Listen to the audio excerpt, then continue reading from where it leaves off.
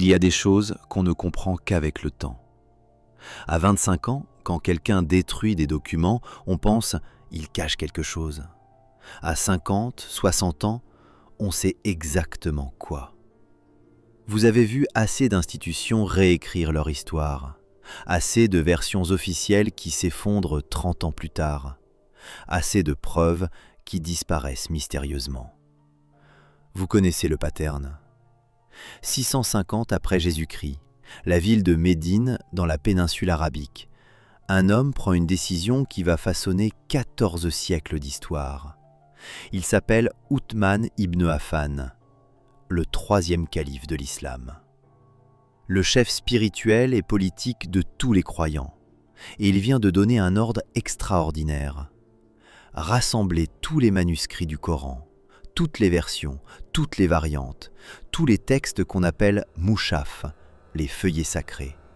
Apportez-les ici, devant le palais, puis brûlez-les, tous.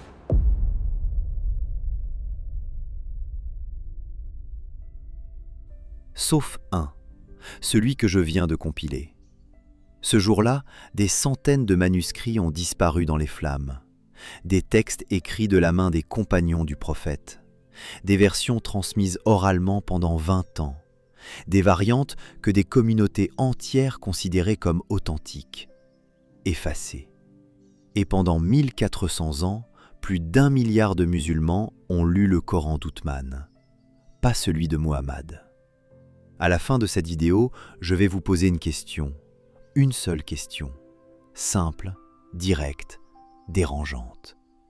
Et je vous demanderai d'y répondre honnêtement, sans émotion, sans jugement, juste avec votre intelligence et votre expérience. Seuls ceux qui auront eu le courage d'aller jusqu'au bout pourront y répondre vraiment. Parce que pour répondre à cette question, il faut d'abord comprendre ce qui s'est réellement passé. Avant de commencer, j'ai besoin de vous parler franchement. Cette vidéo est longue, environ 1 heure. Elle est dense. Elle demande de suivre des dates, des noms, des événements qui se croisent sur plusieurs siècles.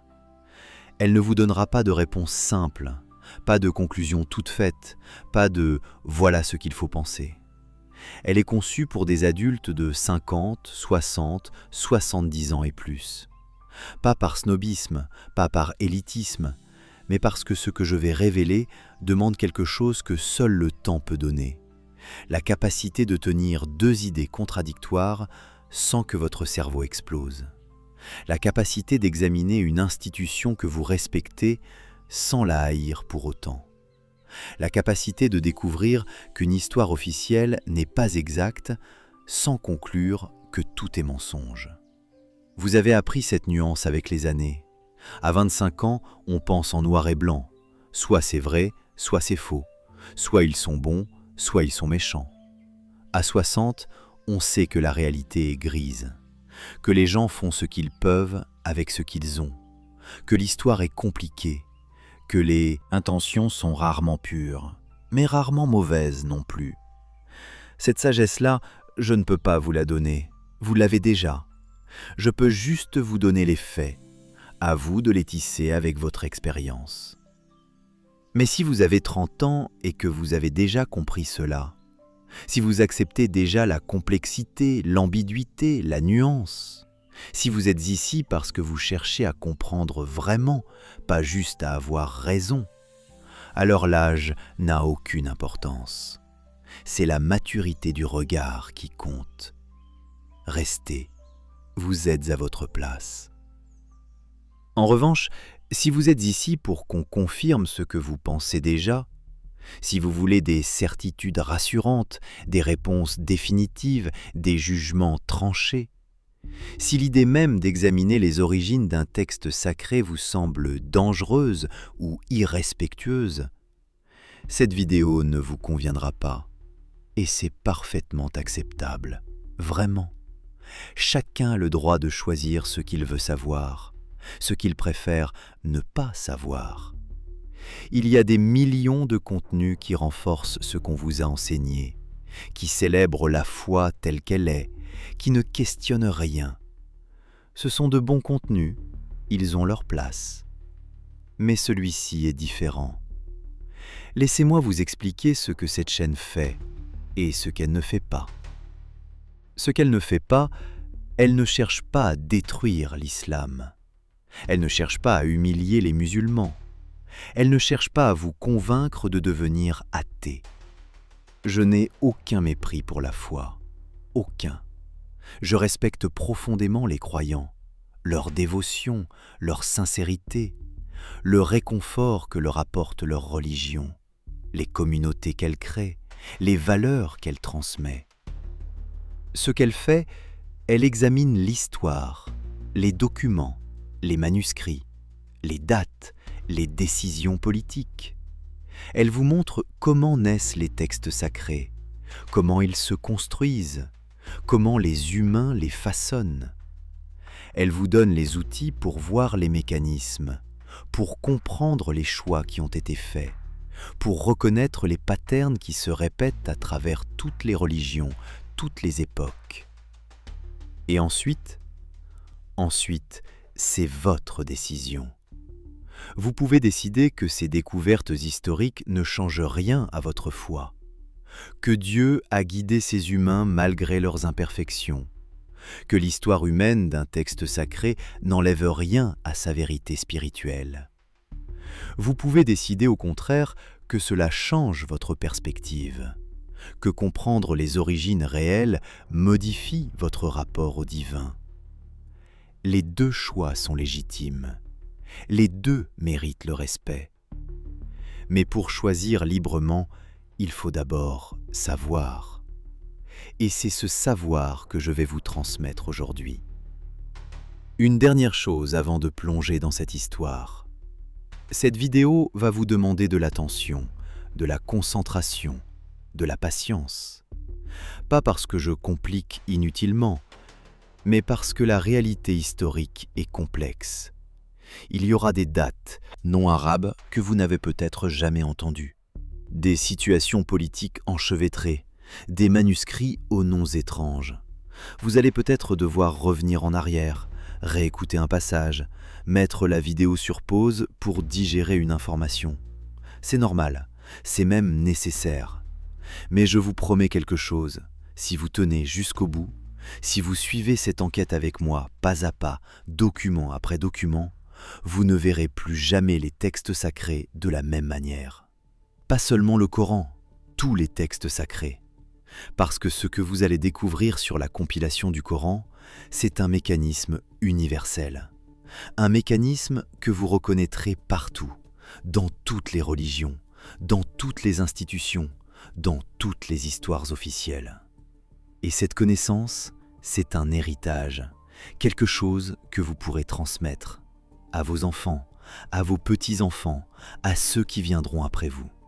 La capacité de voir au-delà des récits officiels, de reconnaître quand on vous manipule, de distinguer l'histoire de la légende. Alors si vous êtes prêts, si vous acceptez que ce voyage soit long, exigeant, parfois inconfortable, si vous avez le courage de regarder en face ce que les documents révèlent, restez avec moi. Et à la fin, vous aurez mérité le droit de répondre à la question que je vous poserai. Une question que seule votre expérience de vie pourra éclairer. Médine, année 644 après Jésus-Christ, 12 ans après la mort de Muhammad. Un homme âgé marche lentement dans les ruelles poussiéreuses de la ville. Il s'appelle Othman ibn Affan, 68 ans. Son dos est voûté, ses mains tremblent légèrement.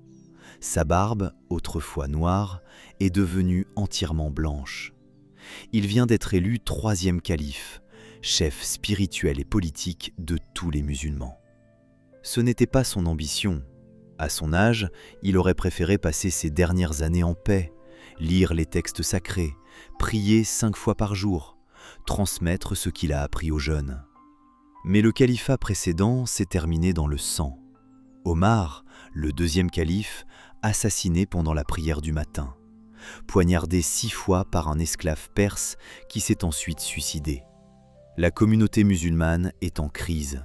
Des tensions montent, des factions se forment, des querelles éclatent. Et au cœur de ces querelles, il y a le Coran. Comprenez bien la situation. Muhammad est mort en 632. Il n'a laissé aucun livre derrière lui, aucun manuscrit complet, aucune version définitive du Coran, aucun testament spirituel écrit de sa main. Pourquoi ? La tradition nous dit qu'il était ummi, un mot arabe qu'on traduit généralement par analphabète, qu'il ne savait ni lire ni écrire, que les révélations lui parvenaient oralement par l'intermédiaire de l'ange Gabriel et qu'il les transmettait oralement à ses compagnons. Certains de ses compagnons les mémorisaient. On les appelait les hafiz, les gardiens, des hommes capables de retenir par cœur des heures entières de récitation. D'autres, moins doués pour la mémoire, les écrivaient sur ce qu'ils trouvaient, des omoplates de chameau, des feuilles de palmier séchées, des morceaux de cuir, des tessons de poterie, des pierres plates. Mais personne n'avait tout rassemblé. Personne n'avait créé un livre complet, organisé, définitif, du début à la fin. Muhammad était censé le faire. Mais il est mort brutalement, empoisonné, dit-on, par une femme juive à Khaïbar. Une fièvre violente l'a emporté en quelques jours. Il n'a pas eu le temps de finaliser le livre. Alors après sa mort, qu'est-ce qui existait exactement ? Des centaines de compagnons qui avaient mémorisé des parties du Coran, chacun à sa manière, avec des variantes. Certains se souvenaient d'un mot, d'autres d'un mot légèrement différent. Des dizaines de scribes qui avaient noté des versets, sur des supports différents, dans des ordres différents, parfois avec des mots qui changeaient. Des communautés entières dans différentes régions, la Mecque, Médine, Damas, Bassora, Koufa, qui récitaient le Coran selon leur propre tradition locale, transmise par les compagnons qui s'étaient installés chez elles. Vous voyez le problème ? Il n'y avait pas un Coran, il y en avait plusieurs, des dizaines, peut-être des centaines, selon qui vous interrogiez, selon où vous vous trouviez. Au début, ce n'était pas grave. Les premiers musulmans acceptaient cette diversité. Ils savaient que la transmission orale produit naturellement des variations. C'est humain, c'est normal. Un compagnon se souvient du verset comme ceci, un autre se souvient légèrement différemment. Les deux versions font sens, les deux honorent Allah, les deux peuvent coexister. D'ailleurs, Muhammad lui-même aurait dit « Le Coran a été révélé selon 7 ahruf, 7 modes. Récitez-le selon ce qui vous est le plus facile. » 7 modes, 7 façons de réciter, toutes valides, toutes acceptables, pas de problème. Mais 12 ans après la mort du prophète, les choses ont changé. L'empire musulman s'est étendu de manière foudroyante. En une décennie, les armées arabes ont conquis la Syrie, l'Égypte, la Perse occidentale, une partie de l'Irak. Des territoires immenses, des populations diverses, des cultures différentes. Et dans ces nouveaux territoires, des gens se convertissent à l'islam. Des Syriens, des Égyptiens, des Perses, des Berbères. Ils veulent apprendre le Coran. Ils demandent « Quelle est la bonne version ?» Et là, le problème éclate au grand jour. Un soldat revient de la campagne d'Arménie. Il a appris le Coran à Koufa, en Irak, auprès d'Abdullah ibn Mas'ud, l'un des tout premiers convertis, un compagnon direct du prophète. Il rencontre un autre soldat qui a appris le Coran à Damas, en Syrie, auprès d'Ubayy ibn Ka'b, lui aussi compagnon direct du prophète. Ils récitent ensemble une sourate, et ils se rendent compte qu'ils ne disent pas la même chose. Pas des différences mineures, pas juste une question d'accent ou de prononciation. Des mots qui changent, des phrases qui varient, parfois même des versets entiers qui diffèrent. Le premier dit « Tu récites mal, ce n'est pas ce que le prophète, que la paix soit sur lui, a dit. » Le second répond « Non, c'est toi qui te trompes. Mon maître était un compagnon direct, il a reçu cela de la bouche même du prophète. Le mien aussi. » La dispute s'envenime, les voix montent, d'autres soldats interviennent. Chacun défend la version qu'il a apprise. Chacun est convaincu de détenir la vraie parole de Dieu. Des insultes fusent, des mains se lèvent, on frôle la bagarre. Ce genre de scène se multiplie, à Damas, à Koufa, à Bassora, à Médine même. Des disputes, des accusations, des tensions qui montent. Ma version est la vraie. Non, c'est la mienne. Mon maître connaissait mieux le prophète que le tien. Tu mens, c'est toi qui défigures la parole de Dieu. Vous imaginez le danger ? Une communauté religieuse toute jeune qui s'étend à une vitesse vertigineuse et qui commence à se diviser sur son texte sacré lui-même, sur les mots mêmes qu'Allah est censé avoir révélés. Les rapports arrivent à Médine, jusqu'aux oreilles d'Osman. Un général nommé Hudayfa ibn al-Yaman revient d'une campagne militaire en Arménie et en Azerbaïdjan. Il est visiblement troublé. Ses traits sont tirés. Il n'a pas bien dormi depuis des semaines. Il entre dans la maison d'Ousmane, s'assoit, refuse le thé qu'on lui offre, va droit au but. « Ô commandeur des croyants, agissez avant qu'il ne soit trop tard. » Ousmane fronce les sourcils. « Que se passe-t-il ? Les musulmans se disputent leurs livres comme les juifs et les chrétiens se sont disputés les leurs. J'ai vu des soldats près d'en venir aux mains. Chacun accuse l'autre de corrompre la parole de Dieu. Si nous n'agissons pas maintenant, nous nous fragmenterons comme eux. Nous deviendrons des ennemis alors que nous sommes frères. » Ousmane comprend immédiatement. Il a vu ce qui s'est passé avec le christianisme, les conciles, les hérésies, les excommunications, les guerres théologiques entre ariens et nicéens, entre monophysites et chalcédoniens. Il a vu comment une religion peut se déchirer sur des questions de texte, de doctrine, d'interprétation. Et il sait que l'islam est en train de prendre exactement le même chemin. Il sait aussi autre chose, quelque chose que son expérience politique lui a appris. Quand un pouvoir est fragile, quand un empire est jeune, la moindre division peut tout faire s'effondrer. Si les musulmans commencent à se diviser sur le Coran lui-même, sur la parole même de Dieu, c'est fini. L'unité vole en éclats. Les califats rivaux apparaissent. Les guerres intestines commencent. Il prend une décision radicale, audacieuse, dangereuse. Il va créer une version unique du Coran, officielle, définitive, obligatoire pour tous. Et il va détruire toutes les autres.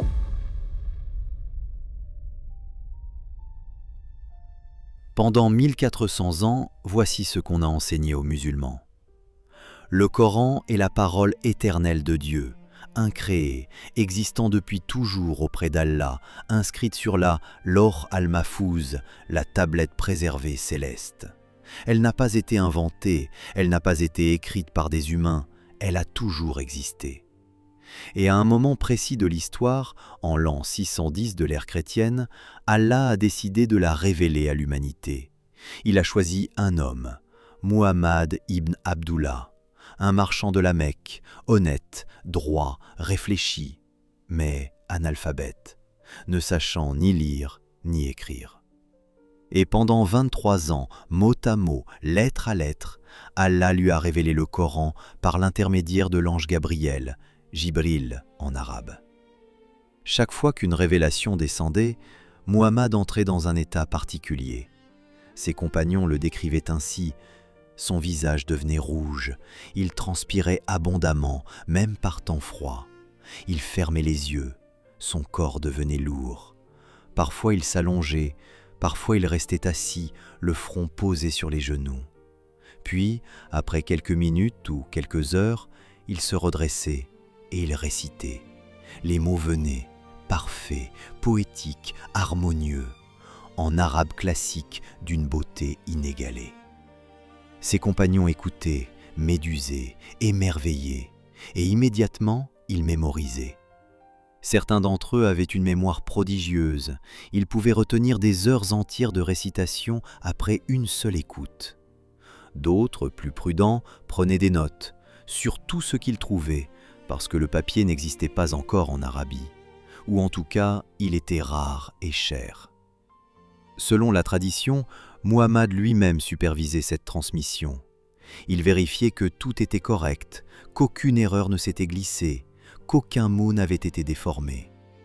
Chaque année, pendant le Ramadan, l'ange Gabriel venait réviser avec lui tout ce qui avait été révélé jusque-là, pour s'assurer que rien n'avait été oublié ou modifié.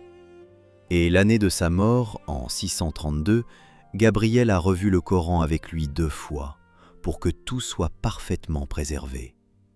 Quand Muhammad est mort, le Coran existait donc sous 2 formes, dans la mémoire des hafizes, les mémorisateurs, et sur les écrits épars des scribes. Puis, selon la version officielle, le premier calife, Abou Bakr, a pris une initiative. Il a convoqué un scribe nommé Zayd ibn Thabit, un jeune homme qui avait été l'un des scribes personnels du prophète. Il lui a dit « Rassemble le Coran ».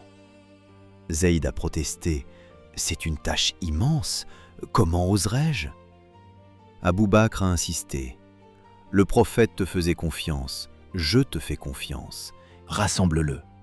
Alors Zayd s'est mis au travail. Il a convoqué les hafizes, il a collecté les écrits, il a comparé, il a vérifié, méticuleusement. Chaque verset devait être confirmé par au moins 2 témoins indépendants. Si un hafiz récitait un verset, Zayd cherchait un écrit qui le confirmait. Si un écrit contenait un verset, Zayd cherchait un hafiz qui le confirmait. Rien n'était accepté sur la base d'une seule source. Quand Zayd a terminé, le Coran était rassemblé sur des feuillets, ce qu'on appelle un mouchaf, un codex, un livre. Abou Bakr l'a conservé précieusement. Puis il l'a transmis à Omar, le 2e calife. Puis Omar l'a transmis à sa fille Hafsa. Et c'est là que Ousmane entre en scène. Face aux disputes qui éclatent partout dans l'Empire, face aux tensions entre les différentes communautés qui récitent différemment, Ousmane décide de standardiser. Il convoque Zayd ibn Thabit à nouveau, avec un comité de scribes. Et il leur dit « Faites des copies du mouchaf d'Abou Bakr, envoyez-en une à chaque grande ville de l'Empire, et ordonnez à tous les musulmans de se conformer à cette version. » Les scribes travaillent pendant plusieurs mois. Ils produisent 4 ou 5 copies selon les sources. Une pour la Mecque, une pour Médine, une pour Bassora, une pour Koufa, une pour Damas. Puis Ousmane donne l'ordre final. Brûlez tous les autres manuscrits. Tous, sans exception. Les versions des compagnons du prophète, les codex personnels, les feuillets transmis de génération en génération. Brûlez-les. Il ne doit rester qu'une seule version, celle-ci, celle que nous envoyons.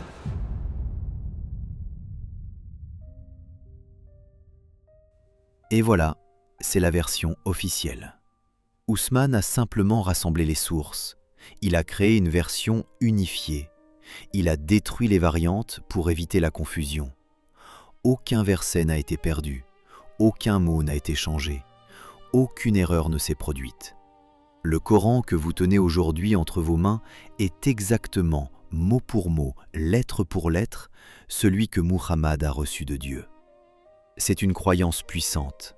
Elle signifie que, contrairement à la Bible, qui a été écrite par des humains inspirés par Dieu, le Coran est directement la parole de Dieu. Les chrétiens disent « Dieu a inspiré Matthieu, Marc, Luc, Jean. Ils ont écrit selon leur compréhension, leur style, leur perspective. » Les musulmans disent « Non, Allah a dicté, Muhammad a répété, mot pour mot. » Ce n'est pas l'interprétation d'un homme, c'est la parole même du Créateur. Cela change tout. Cela signifie que le Coran est parfait, immuable, éternel, qu'on ne peut pas le critiquer comme on critique un texte humain, l'analyser comme on analyse un document historique, le contextualiser comme on contextualise un écrit ancien. Parce que ce n'est pas un texte humain, c'est la parole même du Créateur de l'univers. Et cette croyance structure absolument tout dans la vie d'un musulman. On ne pose pas le Coran par terre. C'est un manque de respect. On ne le touche pas sans avoir fait ses ablutions. C'est impur. On ne le lit pas de manière désinvolte, en mangeant, en parlant. On le lit avec concentration, respect, révérence. On l'apprend par cœur. Des millions de personnes dans le monde entier peuvent réciter le Coran en entier, par cœur, en arabe, même si ce n'est pas leur langue, parce que c'est la parole de Dieu.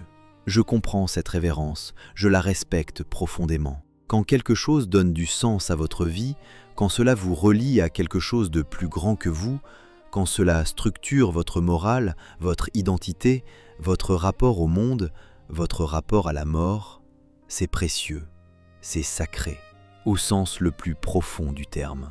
Et je ne suis pas là pour détruire cela, je ne suis pas là pour vous arracher votre foi, mais je suis là pour vous montrer ce que les documents historiques révèlent. Je suis là pour vous dire ce que les manuscrits, les inscriptions, les preuves archéologiques nous apprennent. Et ce qu'ils révèlent, c'est une histoire beaucoup plus complexe, beaucoup plus humaine, beaucoup plus fascinante aussi. Parce que voilà ce que je vais vous montrer dans les prochaines minutes. Je vais vous montrer que le Coran d'Ousmane n'était pas le seul qui existait. Je vais vous montrer que d'autres versions circulaient et qu'elles étaient différentes, significativement différentes. Je vais vous montrer que les compagnons du prophète eux-mêmes se sont opposés à la décision d'Ousmane, qu'ils ont pleuré quand leurs versions ont été brûlées. Je vais vous montrer que des manuscrits anciens, découverts au XXe siècle, portent les traces de ces modifications, qu'on peut voir sous le texte visible un texte plus ancien, différent. Je vais vous montrer que la tradition islamique elle-même admet l'existence de variantes, qu'elle a créé des théories pour les expliquer, mais que ces théories posent plus de problèmes qu'elles n'en résolvent. Et à la fin, vous aurez devant vous une question simple, une question à laquelle vous seul pouvez répondre. Cette question que je vous ai promise au tout début. Mais avant d'y arriver, il faut comprendre, vraiment comprendre. Alors restez avec moi. Ousmane rassemble les hafiz et les manuscrits. Il compile le Coran définitif. Puis il donne l'ordre de brûler tous les autres. Voilà ce que nous dit la tradition. Et c'est confirmé par les sources islamiques les plus anciennes. Le recueil de Boukhari, l'un des recueils de hadiths les plus respectés, le rapporte clairement. Mais posons une question simple, une question tellement simple qu'on se demande pourquoi personne ne la pose jamais à voix haute. Si le Coran était vraiment la parole parfaite et immuable de Dieu, pourquoi a-t-il fallu brûler toutes les autres versions? Réfléchissez avec moi. Si toutes les versions disaient exactement la même chose, pourquoi les détruire? Gardez-les, montrez-les, prouvez au monde entier que partout, dans toutes les régions, tous les compagnons du prophète avaient reçu exactement les mêmes mots. Ce serait une preuve éclatante, une preuve du miracle, de la perfection divine. Mais non, il a fallu les brûler. Si Muhammad avait vraiment supervisé la transmission, si l'ange Gabriel était vraiment venu réviser le Coran avec lui chaque année, il n'y aurait eu qu'une seule version dès le départ. Pas des dizaines, pas des centaines. Une seule. Mais ce n'est pas ce qui s'est passé. Si les hafiz avaient vraiment mémorisé parfaitement, comme la tradition le prétend, ils auraient tous récité exactement pareil. Mais ils ne récitaient pas pareil. On le sait, parce que les sources islamiques elles-mêmes l'admettent. Des compagnons qui se disputaient sur les versets, des soldats qui faillirent en venir aux mains, des communautés entières qui récitaient différemment. Le simple fait qu'Ousmane ait dû brûler des manuscrits prouve quelque chose. Cela prouve qu'il y avait des différences, des variantes, des contradictions, et que ces différences étaient suffisamment importantes, suffisamment gênantes pour menacer l'unité de la communauté musulmane, suffisamment dangereuses pour qu'il faille les effacer définitivement. Vous vous souvenez peut-être de 1972. Cette année-là, au Yémen, dans la grande mosquée de Sanaa, l'une des plus anciennes mosquées du monde, on effectue des travaux de rénovation. Les ouvriers démolissent un vieux mur. Ils découvrent, caché entre deux parois, un trésor extraordinaire. Des milliers de fragments de manuscrits coraniques, très anciens, certains datant probablement du 7e ou 8e siècle, parmi les plus vieux exemplaires du Coran jamais découverts, écrits en koufi, une ancienne calligraphie arabe, sur du parchemin fait de peau de chèvre ou de mouton, jauni par les siècles. Le gouvernement yéménite, conscient de l'importance de la découverte, fait appel à des experts internationaux. Un chercheur allemand, Gerd Rüdiger Puin, de l'université de Saarbrück, passe plusieurs années à étudier ces manuscrits, à les photographier, à les cataloguer, à les analyser. Et ce qu'il découvre le stupéfie. Beaucoup de ces manuscrits sont des palimpsestes. Vous savez ce qu'est un palimpseste ? C'est un parchemin qu'on a gratté pour effacer le texte original, puis sur lequel on a écrit un nouveau texte par-dessus. Pourquoi fait-on ça ? Parce que le parchemin coûte cher, extrêmement cher. Il faut tuer des animaux, traiter les peaux, les préparer. C'est long, c'est coûteux. Alors, on réutilise. On efface l'ancien texte, on écrit le nouveau par-dessus. Mais voilà le problème. On n'efface jamais complètement. Des traces restent, invisibles à l'œil nu, mais visibles avec des technologies modernes. Puin utilise des techniques d'imagerie avancées. De la photographie sous lumière ultraviolette, de l'analyse multispectrale.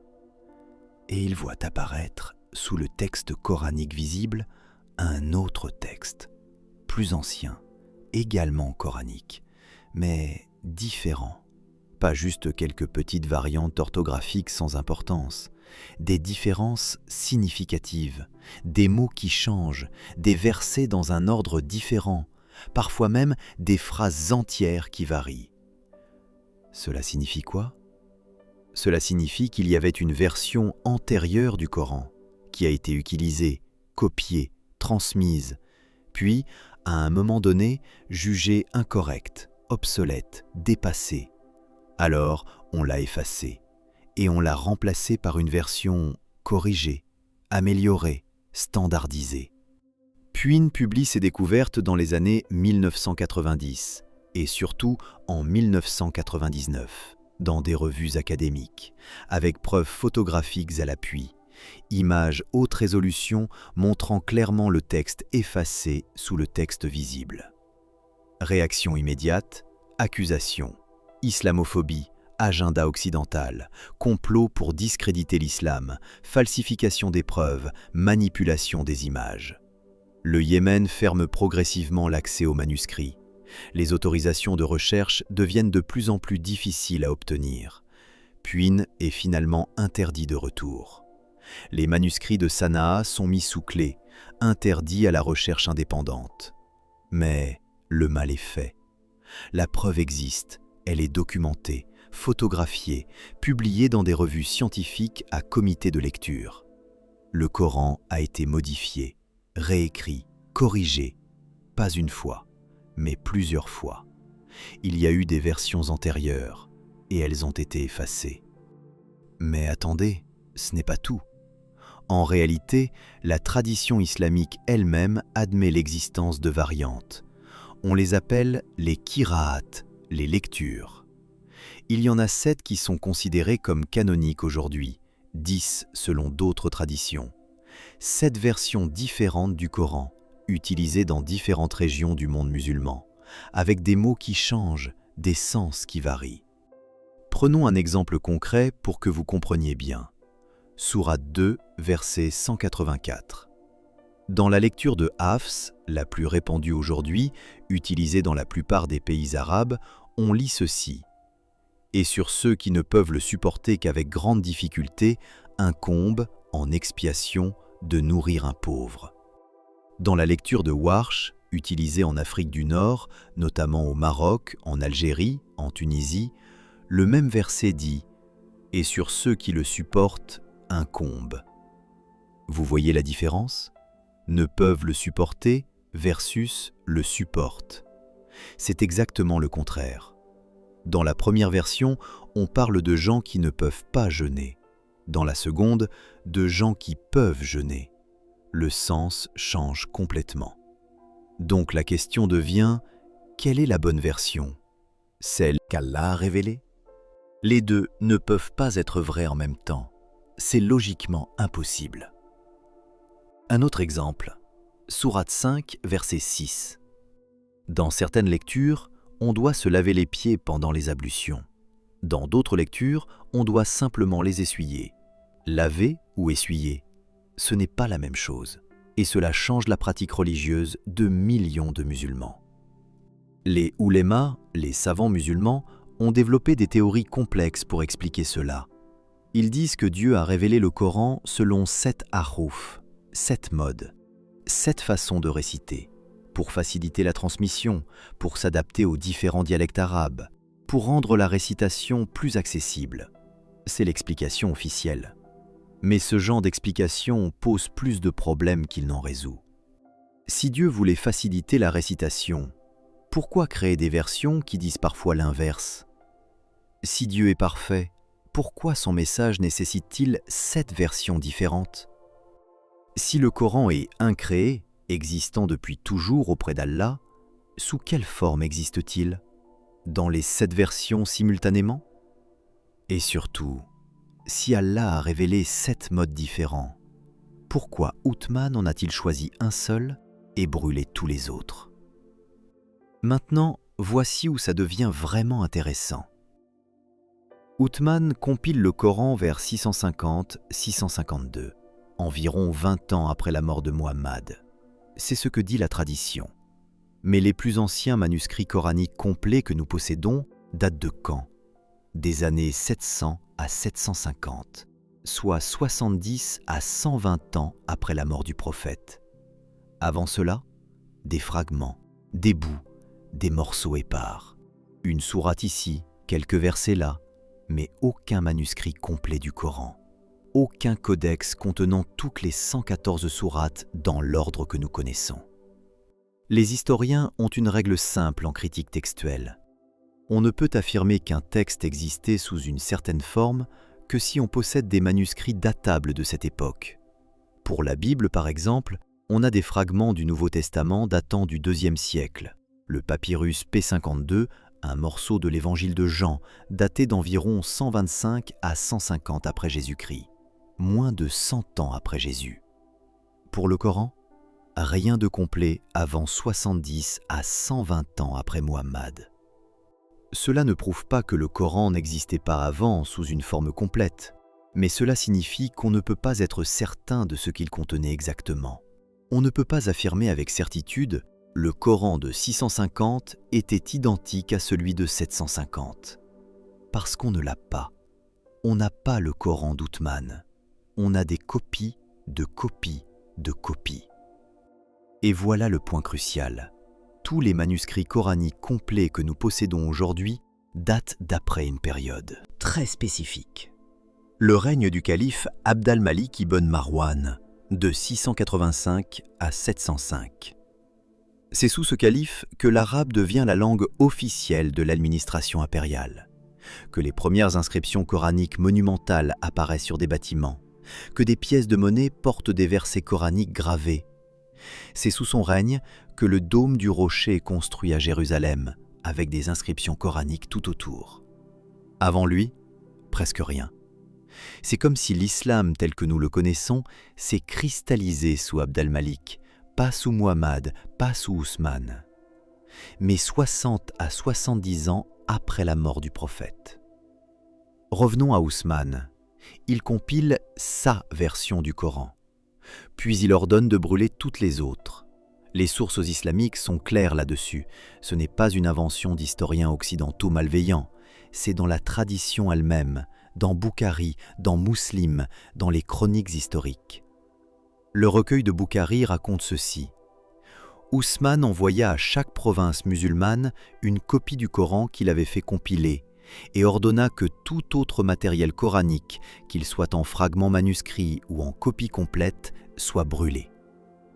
Tout, les manuscrits des compagnons du prophète, les versions de grandes figures comme Abdullah ibn Masoud ou Ubay ibn Ka'b, les codex utilisés dans différentes régions, Bassora, Koufa, Damas, brûlés. Maintenant, posez-vous cette question. Qu'est-ce qui était écrit dans ces versions détruites? On ne le saura jamais avec certitude, parce qu'elles ont été brûlées. Mais on sait qu'elles étaient différentes. Sinon, pourquoi les détruire? Et on sait que certains compagnons du prophète, des compagnons directs, des gens qui avaient vécu avec Muhammad, ont protesté violemment. Ibn Masoud, par exemple, un des tout premiers convertis, un des plus proches compagnons de Muhammad, un homme qui, selon la tradition, avait appris le Coran directement de la bouche du prophète, qui avait reçu la permission explicite de Muhammad d'enseigner le Coran. Il refuse de remettre sa version à Ousmane. Il dit, selon les sources, « J'ai reçu 70 sourates directement de la bouche du messager d'Allah. Dois-je maintenant abandonner ce que j'ai appris de lui pour suivre la version de Zayd ibn Thabit ?» Zayd ibn Thabit était le jeune scribe qu'Ousmane avait chargé de compiler le Coran officiel. Des traditions rapportent qu'Ibn Masoud pleurait en voyant son codex confisqué et brûlé, qu'il disait « On me demande d'oublier ce que le prophète, que la paix soit sur lui, m'a enseigné. » Si tout était identique, pourquoi ces larmes? Pourquoi cette résistance? Pourquoi ce sentiment d'être trahi? Et Ibn Masoud n'était pas le seul. Ubay ibn Ka'b, un autre compagnon majeur, avait également sa propre version, différente, selon certaines sources. Sa version contenait 116 sourates, 2 de plus que la version d'Ousmane. Ces 2 sourates supplémentaires s'appelaient Al-Haft et Al-Khal. Elles ont disparu, effacées de l'histoire. Étaient-elles authentiques? Étaient-elles vraiment révélées par Allah? On ne le saura jamais. Elles ont été brûlées. Maintenant, comprenons ce qu'Ousmane a vraiment fait. Et je vous le dis sans jugement, sans mépris, avec respect même, parce que ce qu'il a accompli était extraordinaire, du point de vue politique et stratégique. Ousmane se trouvait face à une crise existentielle. L'islam s'étendait trop vite, trop de conversions, trop de nouvelles régions, trop de diversité. Et cette diversité menaçait l'unité. Si chaque région, chaque communauté, chaque maître avait sa propre version du Coran, l'islam allait se fragmenter. Exactement comme le christianisme s'était fragmenté en dizaines de sectes, d'hérésies, d'églises rivales qui s'entretuaient. Les Ariens contre les Nicéens, les monophysites contre les Chalcédoniens, l'Église d'Orient contre l'Église d'Occident. Ousmane voyait ce qui s'était passé. Il voyait le danger. Et il avait raison d'être inquiet, parce que les disputes sur le Coran n'étaient pas que théologiques, elles étaient politiques. Chaque version représentait une autorité, une communauté, une faction. Accepter la version d'Ibn Masoud signifiait reconnaître son autorité spirituelle. Accepter la version d'Ubay ibn Ka'b signifiait reconnaître la sienne. Si chacun gardait sa version, c'était la porte ouverte au schisme, aux guerres religieuses, à l'éclatement de la communauté musulmane naissante. Alors Ousmane a fait ce que tout leader politique intelligent aurait fait dans cette situation. Il a créé une version unique, officielle, autorisée par le pouvoir califal. Il a éliminé toutes les variantes, toutes les alternatives, toutes les sources de division potentielles. Et il a imposé cette version par l'autorité de l'État. C'était brillant, vraiment. Parce que sans cette uniformisation, l'islam se serait probablement divisé en dizaines de branches dès la première génération. Il y aurait eu un islam de Koufa, un islam de Bassora, un islam de Damas, un islam de la Mecque. Chacun avec son Coran, chacun prétendant détenir la vraie version. Ousmane a sauvé l'unité de l'islam, au prix de la diversité, au prix de l'histoire, au prix de la vérité historique. Mais voici ce que cela signifie concrètement. Le Coran que vous lisez aujourd'hui n'est pas exactement le Coran que Mohammed a transmis. C'est la version qu'Ousmane a décidé de préserver, parmi plusieurs versions qui existaient. D'autres versions, peut-être tout aussi authentiques, peut-être transmises par des compagnons tout aussi proches du prophète, peut-être contenant des versets que Mohammed a réellement prononcés, ont été détruites. Nous ne saurons jamais qu'elles contenaient. Nous ne saurons jamais si elles étaient plus fidèles à ce que Mohammed a vraiment dit, parce qu'elles ont été brûlées. Est-ce que cela invalide le Coran? Ce n'est pas à moi de le dire. Vous pouvez croire que Dieu a guidé Ousmane, que c'était la volonté divine de préserver cette version-là, que malgré les imperfections humaines du processus, l'essentiel du message divin a été préservé. Ce sont des positions de foi, je les respecte profondément. Mais ce que vous ne pouvez plus croire, si vous êtes honnête intellectuellement, c'est que le Coran est totalement inchangé depuis Muhammad. Ce que vous ne pouvez plus croire, c'est qu'aucune main humaine ne l'a façonné, organisé, édité.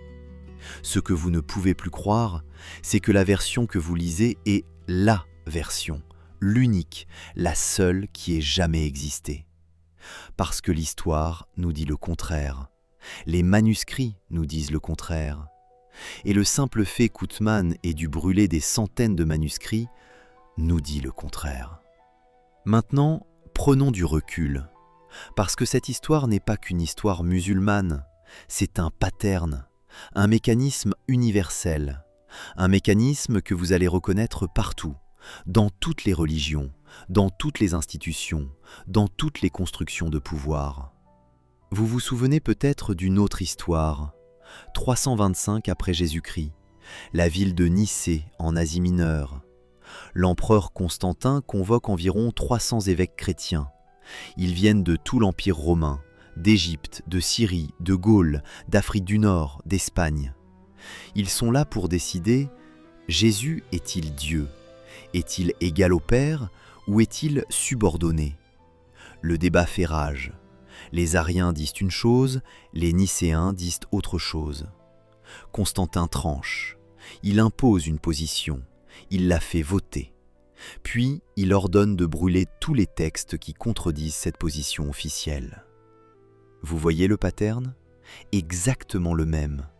Un pouvoir politique qui unifie une religion en effaçant la diversité, qui crée une version officielle en détruisant toutes les alternatives, qui sauve l'unité au prix de la vérité historique. Ou prenez la Torah. Pendant des siècles, on a cru que Moïse avait écrit les 5 premiers livres de la Bible. Puis les historiens ont examiné le texte de près. Ils ont trouvé 4 sources différentes, 4 auteurs différents, 4 époques différentes. La Torah telle que nous la connaissons, compilée, éditée, unifiée, probablement pendant ou après l'exil à Babylone, au VIe siècle avant Jésus-Christ, pas par Moïse, par des scribes, des prêtres, des éditeurs, qui ont pris des traditions diverses et les ont assemblées en un récit cohérent, exactement comme Uthman. Le pattern se répète, encore et encore, dans toutes les religions, dans toutes les institutions qui construisent leur légitimité sur un texte sacré. Pourquoi est-ce important pour vous aujourd'hui? Parce que ce mécanisme ne s'est pas arrêté il y a 1400 ans. Il continue, sous d'autres formes. Vous l'avez vu fonctionner dans votre vie. Des institutions qui réécrivent leur histoire, des entreprises qui effacent les preuves gênantes, des gouvernements qui détruisent des documents compromettants, des versions officielles qui s'effondrent 30 ans plus tard quand quelqu'un retrouve les archives, des lanceurs d'alerte qui révèlent ce qu'on avait caché, des manuscrits retrouvés qui contredisent le récit autorisé. Le mécanisme est toujours le même. Quelqu'un détient le pouvoir. Il veut l'unité, il veut le contrôle. Alors il crée une version unique, officielle, obligatoire, et il efface tout le reste. Votre expérience de vie vous a appris à reconnaître ce pattern. Quand quelqu'un vous dit « il n'y a qu'une seule version, toutes les autres sont fausses », quand quelqu'un refuse de vous montrer les alternatives, quand quelqu'un brûle, littéralement ou métaphoriquement, les preuves qui le contredisent. Votre détecteur d'alarme sonne. Et maintenant, vous comprenez pourquoi. Parce que vous avez vu comment ce mécanisme fonctionne depuis 1400 ans. Depuis Uthman, depuis Constantin, depuis les scribes de Babylone. Le même pattern, encore et encore.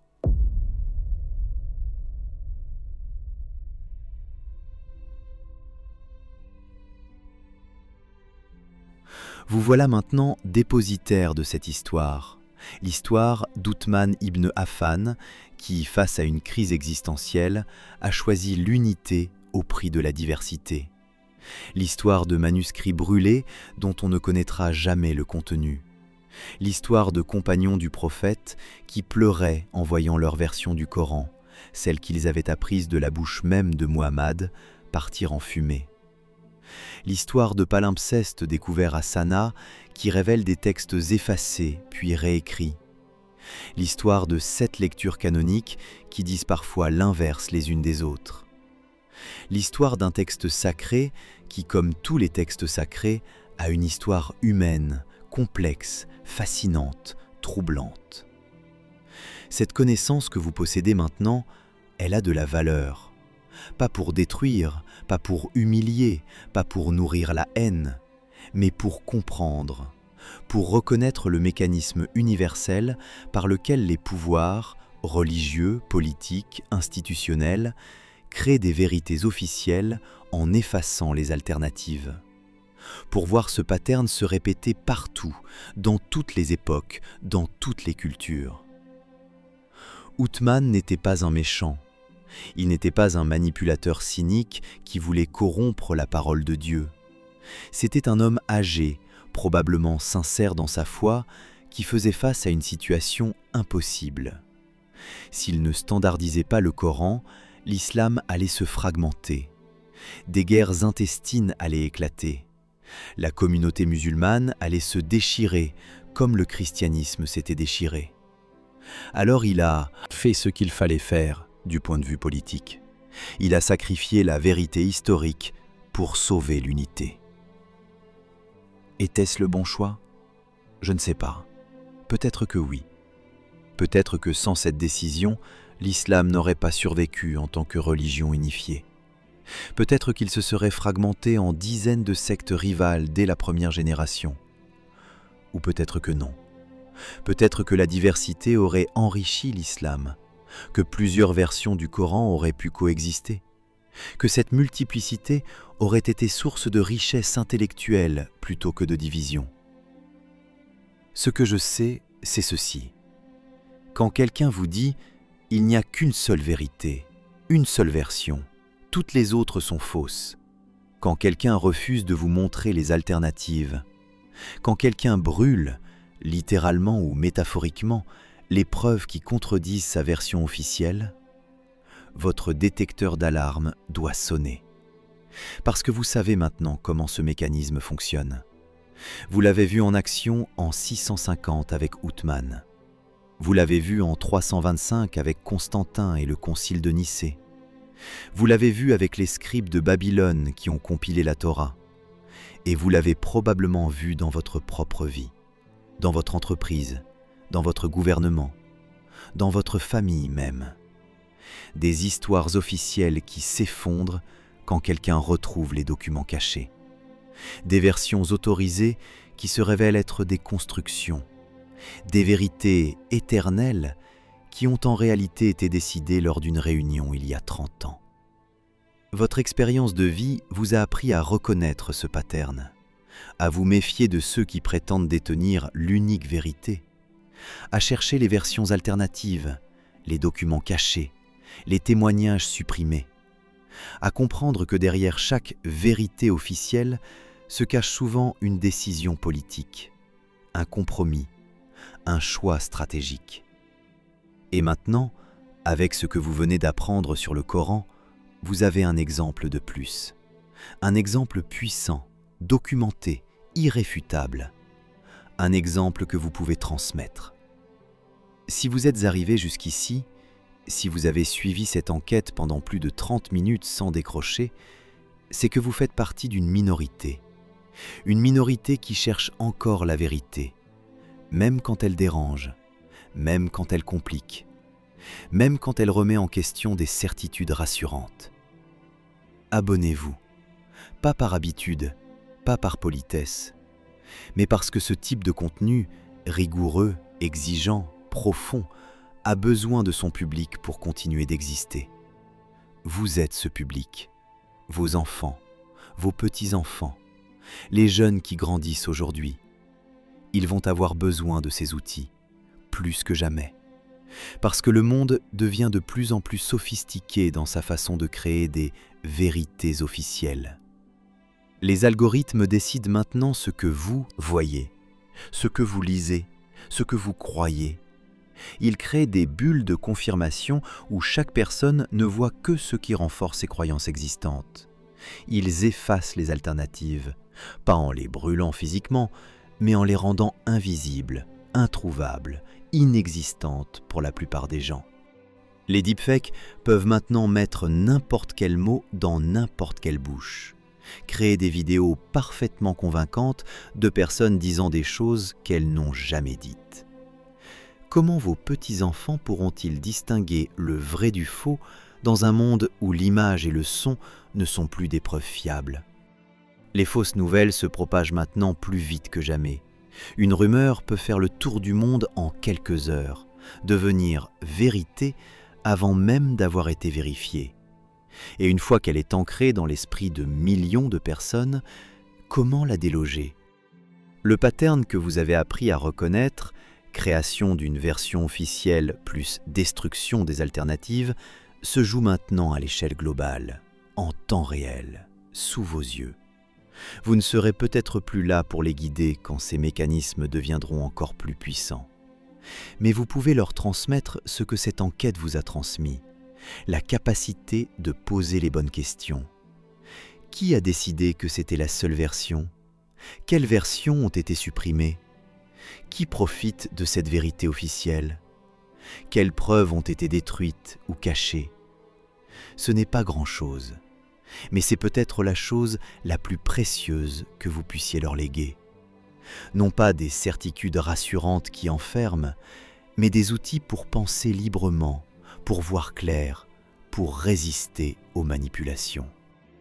Othman a brûlé des manuscrits il y a 1400 ans. Mais la leçon que nous tirons de cette histoire traverse les siècles. Elle s'applique aujourd'hui, elle s'appliquera demain, tant qu'il y aura des pouvoirs qui voudront contrôler l'information, tant qu'il y aura des institutions qui voudront imposer leur vérité, tant qu'il y aura des gens qui voudront effacer les alternatives, et tant qu'il y aura des gens comme vous, des adultes lucides qui refusent de cesser de questionner, il y aura de la résistance. Une résistance silencieuse, intellectuelle, mais puissante. Bon, voilà ce qu'Othman a fait. Voilà ce que les manuscrits révèlent. Voilà ce que l'histoire nous apprend vraiment. Une décision politique brillante, nécessaire peut-être, mais qui a effacé définitivement une partie de l'histoire islamique. Vous êtes arrivé jusqu'ici. Vous avez passé combien? 40 minutes? 45? Peut-être 50 maintenant? À écouter une analyse historique dense, sans musique dramatique, sans effets spéciaux, sans promesses de secrets qui vont changer votre vie. Juste de l'histoire, des faits, des documents, de la réflexion. Et vous êtes encore là? Franchement, ça veut dire quelque chose. La plupart des gens auraient décroché après 10 minutes. Trop long, trop compliqué, trop exigeant. Où est le divertissement? Où sont les révélations choquantes? Mais vous avez tenu. Parce que vous n'avez pas besoin qu'on vous mâche la réalité. Vous n'avez pas besoin qu'on transforme l'histoire en spectacle. Vous voulez comprendre, vraiment, profondément. Alors si cette enquête vous a apporté quelque chose, si elle vous a donné une nouvelle façon de voir les textes sacrés, si elle vous a équipé avec des outils pour reconnaître le pattern de vérité officielle plus destruction des alternatives, faites quelque chose de simple mais important. Abonnez-vous à cette chaîne. Non pas par habitude, non pas pour soutenir un créateur, mais parce que vous faites partie d'une génération en voie de disparition. Une génération qui a encore le goût de la profondeur, de la complexité, de la nuance. Une génération qui peut tenir une réflexion pendant 1 heure sans avoir besoin de stimulation constante. Une génération qui a vécu assez longtemps pour savoir que les vérités simples sont souvent des mensonges déguisés. Et tant que cette génération existe, il y a de l'espoir. Parce que vous êtes les gardiens de quelque chose de rare, la capacité de penser lentement, profondément, patiemment, la capacité de tolérer l'ambiguïté, l'incertitude, la complexité. Vos enfants, vos petits-enfants, ils grandissent dans un monde qui récompense la rapidité, le superficiel, le simpliste.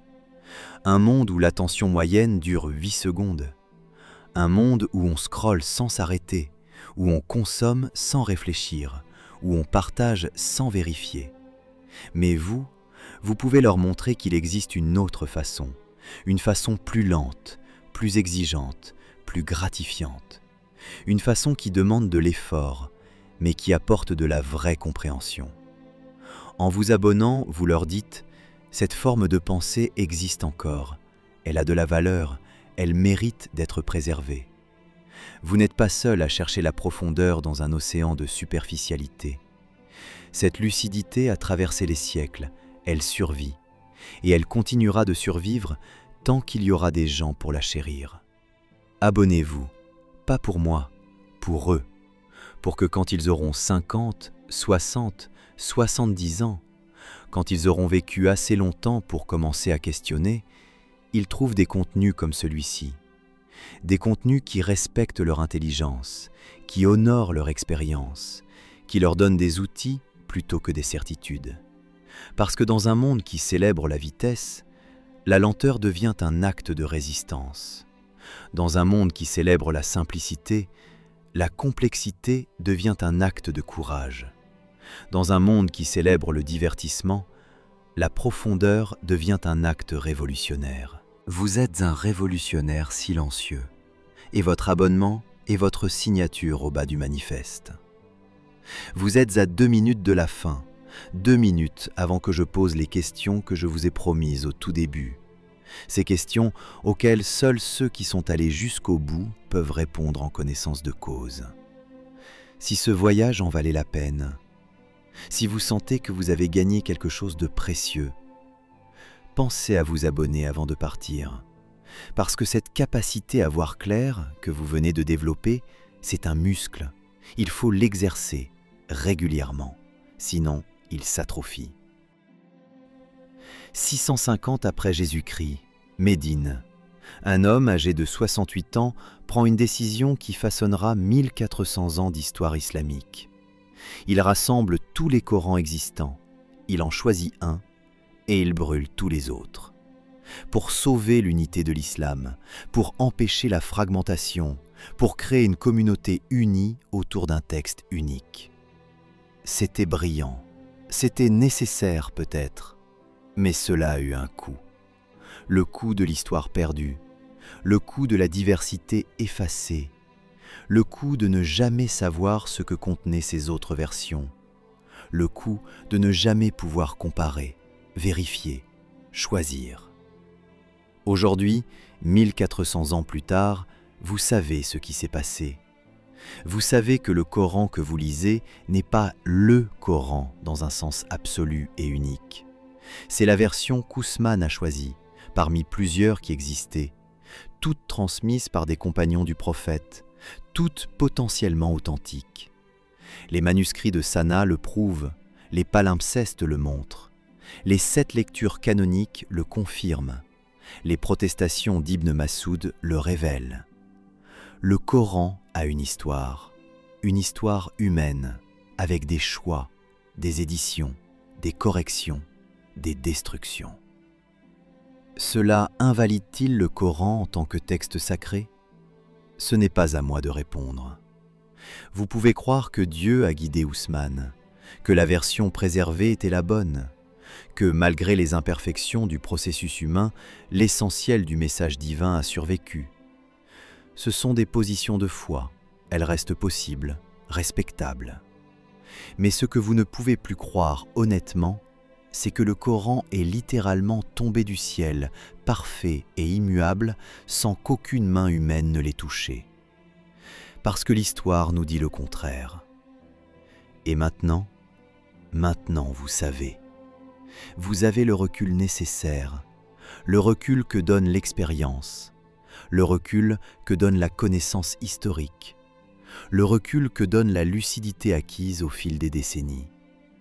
Vous pouvez regarder n'importe quel texte sacré maintenant, la Bible, le Coran, la Torah, les Védas, et posez les bonnes questions. Qui l'a compilé? Quand? Pourquoi? Quelles versions ont été exclues? Qui a décidé de la version finale? Quels intérêts politiques étaient en jeu? Et ces questions ne détruisent pas nécessairement la foi. Elles la rendent adulte.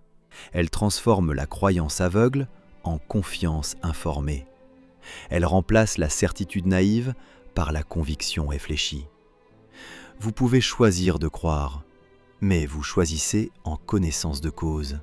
Pas parce qu'on vous a dit de croire, pas parce que c'est la seule version qu'on vous a montrée, mais parce que vous avez examiné, questionné, réfléchi, et décidé que malgré tout, malgré l'histoire complexe, malgré les mains humaines, malgré les choix politiques, il reste quelque chose de sacré dans ce texte. Ou peut-être décidez-vous autrement. Peut-être que cette enquête vous a libéré d'une croyance que vous portiez comme un fardeau. Peut-être que vous réalisez maintenant que vous n'avez plus à prétendre que tout est parfait, que tout est littéral, que tout est immuable. Peut-être que vous pouvez maintenant aimer votre tradition, si vous en avez une, tout en reconnaissant honnêtement ses origines humaines. Les deux choix sont valables, les deux sont honnêtes. Ce qui ne l'est pas, c'est de refuser de regarder, de refuser de questionner, de refuser de savoir.